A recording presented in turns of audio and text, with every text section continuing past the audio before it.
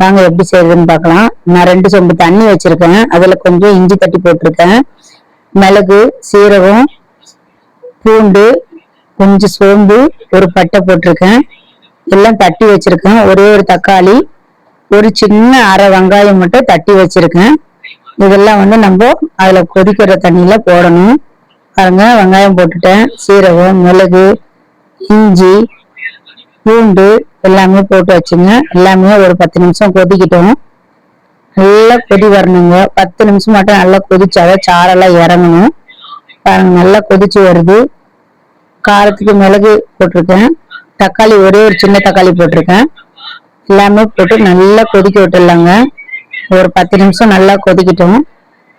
10 நிமிஷம் கொஞ்ச நேரம் கொதிச்ச பிறகு நான் முருங்கைக்கீரை கொஞ்சம் எடுத்து வச்சிருக்கேன். இப்ப நல்லா கொதிக்குது. ஒரு சிட்டிகை நம்ம மஞ்சத்தூள் போட்டுக்கலாம். மஞ்சத்தூள் போட்டு நல்லா கொதிக்க விட்டுடலாங்க. கொதிக்க வச்சுட்டு பிறகு முருங்கைக்கீரையை நான் கழுவி அலசி எடுத்து வச்சிருக்கேன். ஒரு கைப்பிடி அளவுக்கு முருங்கைக்கீரையை நல்லா கழுவி அலசி எடுத்து வச்சிருக்கிறேன். நல்லா கைப்பிடி அளவு போதுமானது. இதை நம்ம அந்த கொதிக்கிற தண்ணியில நம்ம எல்லாம் மசாலா சேர்த்துருக்கோங்களா, அந்த தண்ணியில இந்த கீரையை நம்ம சேர்த்துடலாம். சேர்த்துட்டு நல்லா கொதிக்கிட்டோங்க. கீரை ஒரு 5 நிமிஷம் கொதிச்சா போதும். நல்லா கொதிச்சு சாறு வந்த பிறகு பாருங்க, இந்த மாதிரி நல்லா கொதிக்கணும். நல்லா கிளறி விட்டுருங்க. சிட்டிக்கு உப்பு போட்டுக்குங்க, தேவையான அளவுக்கு உப்பு போட்டுக்குங்க. போட்டு நல்லா கொதிக்க விடலாம். ஒரு 5 நிமிஷம் கொதிச்ச பிறகு எடுத்து நம்ம சர்வ் பண்ணி எடுத்துக்கலாங்க. சர்வ் பண்ணிடலாம். பாருங்க, நல்ல மணமா இருக்கும். உடம்புக்கு நல்லது. கை கால் வலி, முட்டி வலி எதுவுமே வராது. ஜுரம், காய்ச்சல் எது இருந்தாலும் அது குடிக்கலாம். தினமும் கூட ஒரு டம்ளர் குடிக்கலாங்க. எல்லாமே குடிச்சோம்னா நம்மளுக்கு உடம்புல நல்ல சத்து கிடைக்கும். கை கால் வலி, முதுகு வலி, உடம்பு சரியில்லாம இருக்கிறதுக்கு எல்லாத்துக்கும் கொடுத்தோம்னா ரொம்பக்கு நல்லது. தினமும் ஒரு டம்ளர் குடிங்க. செஞ்சு பாருங்க. உடம்புக்கு ரொம்ப நல்ல, உடம்புக்கு நல்ல சுறுசுறுப்பு தருங்க.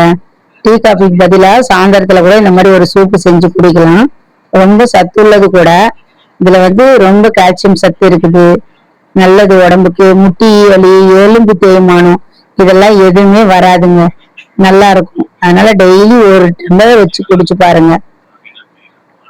வாங்க, இப்ப நம்ம சூப்பு ரெடி ஆயிடுச்சு.